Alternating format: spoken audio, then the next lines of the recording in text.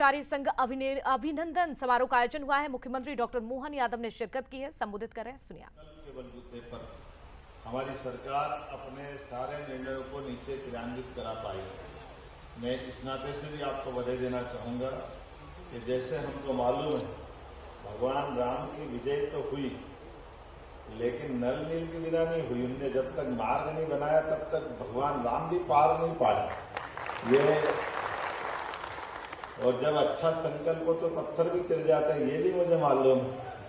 केवल अच्छा संकल्प, अच्छे काम करने का आपका अपना मन बना रहे तो परमात्मा की दया से हमारे सारे निर्णय, और मैं इसी आधार पर मान के चलता हूं कि जब आपने कहा कि हमारे प्रदेश के कर्मचारी, जब माननीय प्रधानमंत्री जी के लिए अभिनंदन करता हूं इस मामले में, तो माननीय श्रीमान नरेंद्र मोदी जी, मैं प्रदेश का और देश का दिए समान करने के लिए उनका एक वाक्य, डबल इंजन की सरकार, तो इंजन के पीछे इंजन लगा हुआ है, वो तेज जाएगा तो हम कैसे पीछे रह सकते हैं? हमको भी तो तेजी चलना पड़ेगा।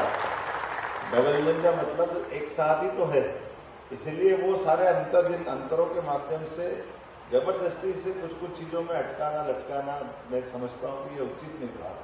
मैं तो ये मान के चलता हूँ 9 वर्षों से भी आपका HRA जो लटका हुआ था, मैं तो बाहर से देख के भी दुखी होता था कि जबरदस्ती ये क्या है, जिनके हक की चीज है वो क्यों नहीं मिलना चाहिए, उनको समय पे देना चाहिए। ये चीजें बोलने से थोड़ी देना चाहिए, अपने आप ही देना चाहिए।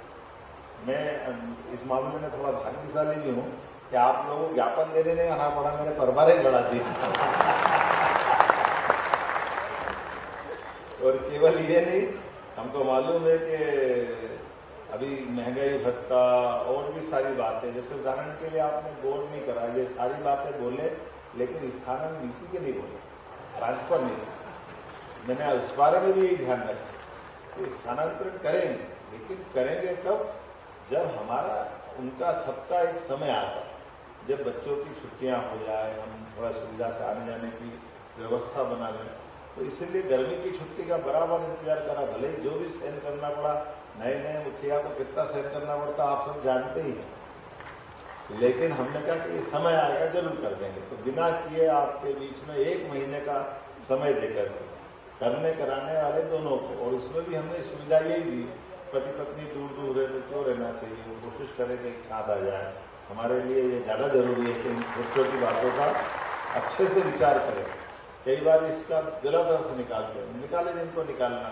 हमने तो आपको ध्यान हो तो बहनों के लिए तो खास बोलना चाहूँगा, हमारे 33% की बात है तो हमने तो 35% करा, 2% और बढ़ाओ। बहनों के लिए इससे अच्छा क्या मौका हो?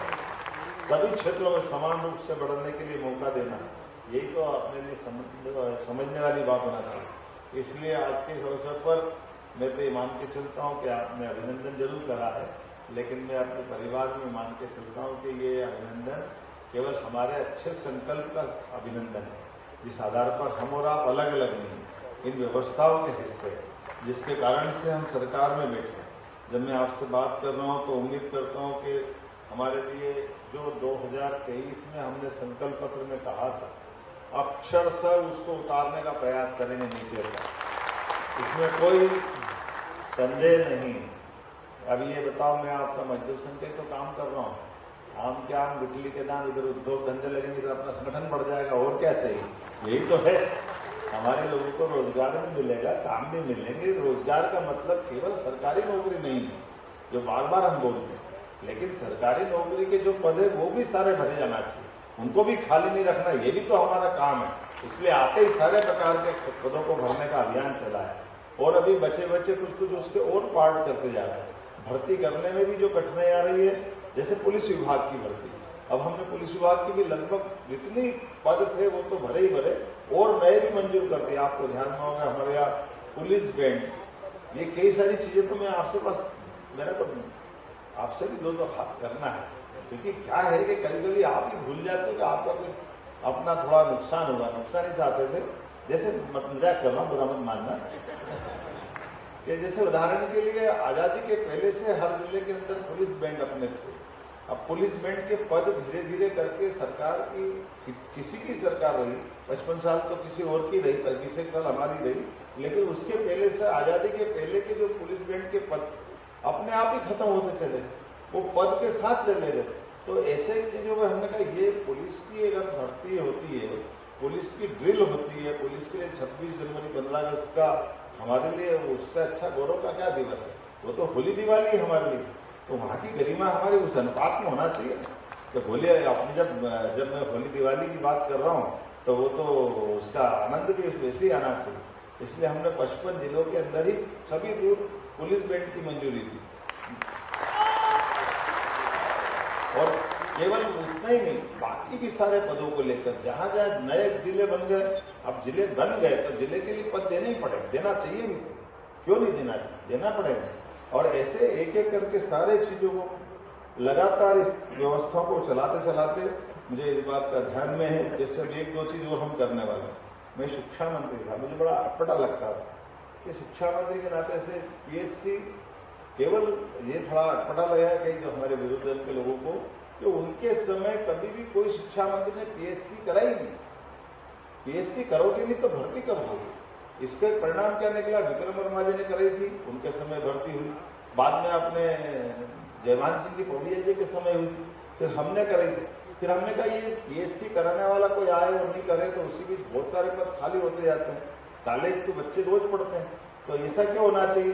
अब हमने कोशिश करी है कि अपने लिए पीएससी के लिए कोई विशेष डेट देने की जरूरत नहीं, संख्या लेने की जरूरत नहीं, इधर पद खाली हो इधर हर साल भर्ती होना चाहिए अपने आप बिना संकोच के, कोई रोकना नहीं। सारे विभागों के अंदर जो पद खाली होते जाए, कोई बोलने बताने की जरूरत नहीं, वो अपने आप क्रमशः कब को रिटायरमेंट होने वाला सबको मालूम है, पद मंजूर है सबको मालूम है, तो वो प्रक्रिया चलने दो लगातार, उसमें क्या फर्क पड़ता है?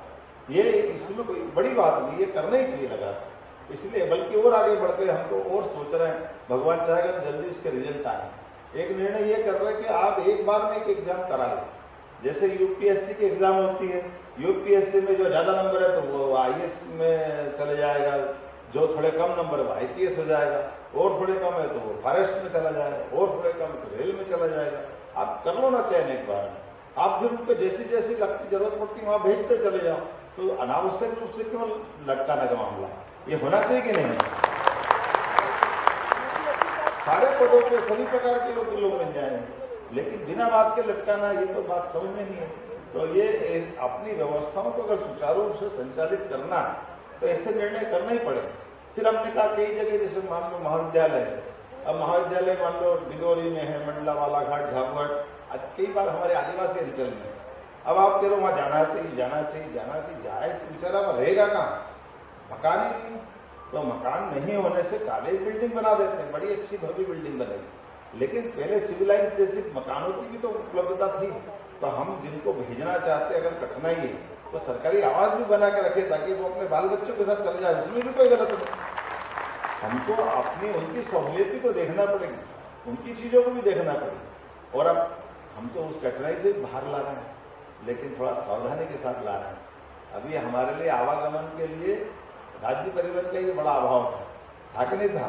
तो मुख्यमंत्री सुगम बस सेवा भी चालू करने वाले हैं, जिसके माध्यम से पूरे राज्य के अंदर छोटे से छोटे स्थान पर आने जाने के लिए कहीं भी जाएंगे तो अपनी सुविधा होना चाहिए। इस व्यवस्था को पुनर्स्थापित करने का प्रयास करें। जब मैं ये सारी बातें कर रहा हूँ तो मुझे ध्यान में आ रहा है कि अब आपने कहा कि यहाँ के आवास का लोकार्पण करा, आंगनबाड़ी सहायिका की इनको भी अपन ने बीमे की बात करी, सारी बातें करी, तो बच्चों को क्यों छोड़ना चाहिए? सबको दिलाएंगे, छोड़ चिंता मत करो, कोई को नहीं छोड़ना।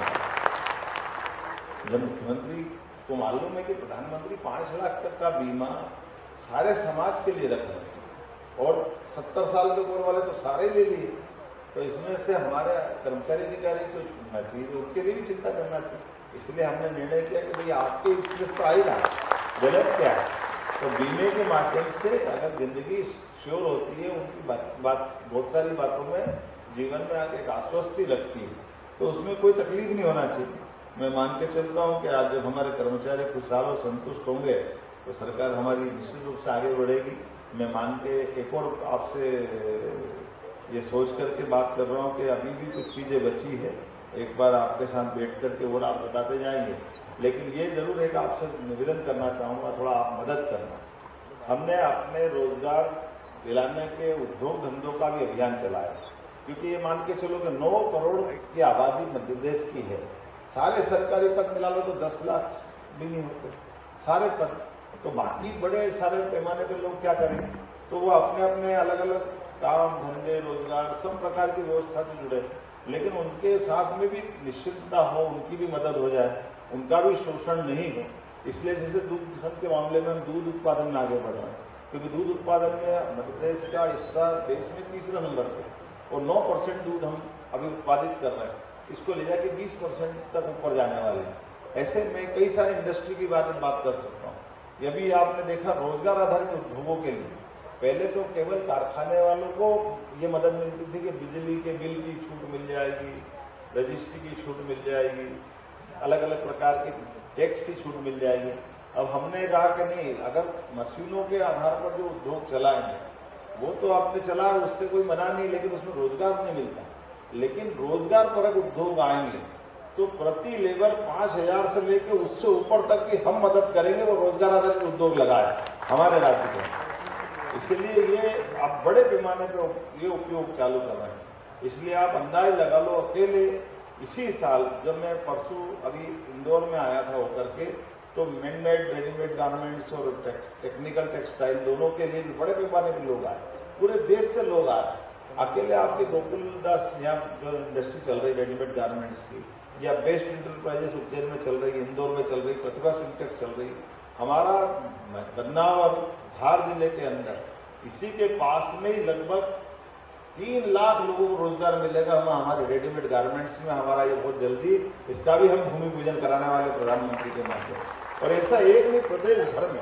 अब एक थोड़ी मदद आपकी ये भी चाहिएगी कि थोड़े से अपने ये जो इस टाइप के जो स्किल डेवलप करने वाली लेबर है, ट्रेनिंग कराने वाले केंद्र है, इसमें आपसे भी तालमेल चला कि जहाँ जहाँ से हमारे ये, क्योंकि आखिरकार कुछ जगह तो रोजगार आधारित कारखानों के कारण से बहुत तेजी से आगे बढ़ जाते हैं और कुछ जगह की हमारी विकास की बहुत सारी चीजें रुकती है। तो ऐसे समय में हम और आप मिलकर के इनकी ट्रेनिंग करा करके रोजगार आधारित सारे काम धंधों के लिए परस्पर एक दूसरे के पूरक होकर के वो सारी चीज खड़ी करें, तो हमारे लिए प्रदेश को हम अपने आर्थिक रूप से भी समृद्ध बनाएंगे, सभी भाई बहनों के लिए भी समृद्ध करेंगे। इसलिए आप ध्यान देना, हमने ये जो 4 श्रेणियों के माननीय प्रधानमंत्री जी जो बात कहते हैं वो चारों श्रेणी पे काम कर रहे हैं, महिला, किसान, युवा, गरीब। इसका मतलब हर क्षेत्र के लिए हमने अपनी कैबिनेट से इनके बारे में नीतियों की बात करी। तो गरीब वर्ग के लिए अर्थात युवा भी आ जाएंगे, महिला, वैसे तो आप हर एक क्षेत्र में बैठते हैं। हमने जो अपना ड्राफ्ट बना करके कुछ विभागों के लिए, वैसे तो हमारे 55 अलग अलग मंत्रालय हैं, लेकिन 55 मंत्रालयों को हमने 4 श्रेणी में बांटा है कि अधिकतर एक दूसरे के साथ मिलकर के एक एक विभाग, एक एक मंत्रालय अपनी अपनी अलग अलग बात नहीं करेगा, समेकित रूप से बात करेगा, एक साथ से बात करेगा और एक साथ इकट्ठा होकर के वो अपनी सारी योजनाओं को लेकर मैदान में उतरे और जनता से सीधा उनका संबंध बने, जनता से उनका सीधा संवाद हो।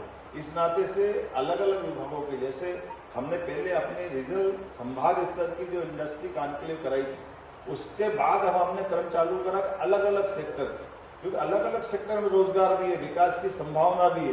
तो अलग अलग क्षेत्र से कृषि आधारित उद्योग, तो हमारे 11 मंत्रालय कृषि आधारित उद्योगों के आधार पर। तो कृषि की बात करें तो उसमें हैवी इंडस्ट्री भी आजकल आ गई है, एमएसएमई भी आ गई, लघु कुटीर उद्योग भी आ गए।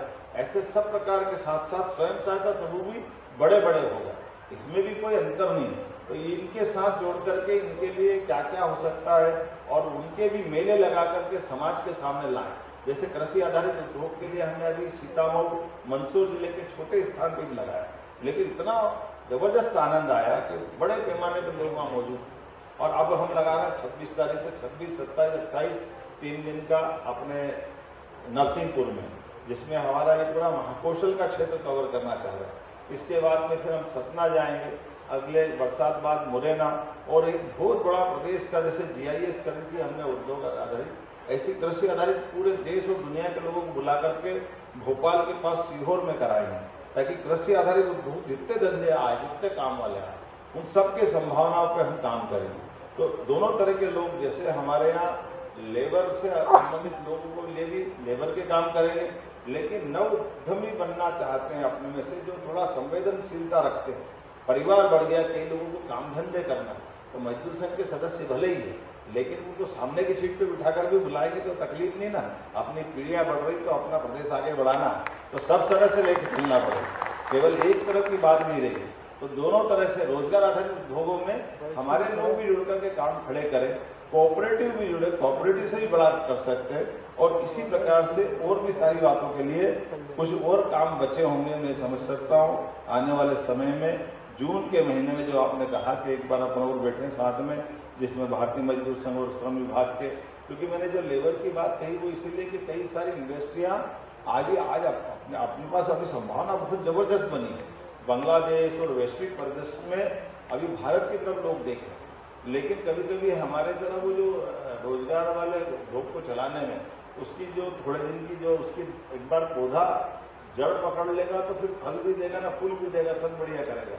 लेकिन वो अगर छोटा ही है और उसकी जान ले लोगे तो फिर वो समझ भारत माता की हो जाएगा, फिर कुछ बचने वाला नहीं। तो उसको बचाने के लिए हम और आप मिलकर के काम करेंगे तो ऐसा अपना पूरा प्रदेश में बहुत अच्छी समृद्धि की संभावना है। परमात्मा ने कई अनुकूलता हमको दी जिसमें हमारा योगदान नहीं, हम तो केवल इसको समझ के कर ले।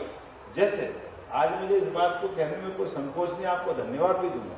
मैं जिस दिन बना था मैं मान के चलता था कि मैं मजदूर संघ और सारे लोगों कर्मचारी संघ की इसकी अपने आप चिंता करूंगा, पर मैंने कहा तो मैं जानता हूँ गारंटी थोड़ी गली कि मतलब थोड़ा धरना वाना देंगे तो मैं कहा आप में पढ़ूंगा, थोड़ा डरना भी पड़ता था।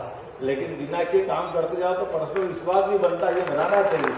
इसलिए हमने कहा कि हम एक दूसरे के साथ पूरक है तो बिना किए सारे काम करने की आदत तो है, लेकिन फिर भी आपस में संवाद करते हुए कभी कोई ऐसी बात भी आए तो ये संवाद का प्लेटफॉर्म डेवलप करते हुए ये सभी सेक्टर में, केवल अधिकारी कर्मचारी नहीं, हमारे उद्योग संघ के माध्यम से भी उद्योग रोजगार आधारित उद्योग वाले उनके लिए भी, क्योंकि इसका एक अच्छा इंप्रेशन ये पड़ा। उसमें मजदूर संघ सहित आप सबको भी धन्यवाद देना चाहूंगा कि बड़े पैमाने लोगों ने कहा कि जैसा गुजरात का माहौल है वही मध्य प्रदेश का, यहाँ कोई बहुत हड़तालें नहीं होती है, बहुत दुखी नहीं लोग, जैसे बंगाल है, बाकी जगह हालत खराब है, बिहार और अपने दूसरे राज्यों में है, लेकिन तुलनात्मक मध्य प्रदेश में बहुत अच्छा है। और भौगोलिक रूप से मध्य प्रदेश भी इतना अच्छा कि मध्य में है, उत्तर दक्षिण पूर्व पश्चिम कहीं भी जाना हो कोई परेशानी नहीं, बहुत सरलता के साथ आना जाना होता है। बाकी बिजली, पानी, सड़क, सारी चीजों की उपलब्धता भी बहुत अच्छी है। तो मैं मान के चलता हूँ जो अच्छा ही है उसको सबके सामने लाते हुए और सबके जीवन की बेहतरी के लिए ये ऐसा हमको लगातार करते रहना चाहिए। पुनः जब आपने लिखा है तो एक बार आभार कर देता हूँ। अभिनंदन समारोह में आपने मुझे मौका दिया, मैं आपका आभारी भी हूँ। बहुत बहुत धन्यवाद। भारत माता की जय।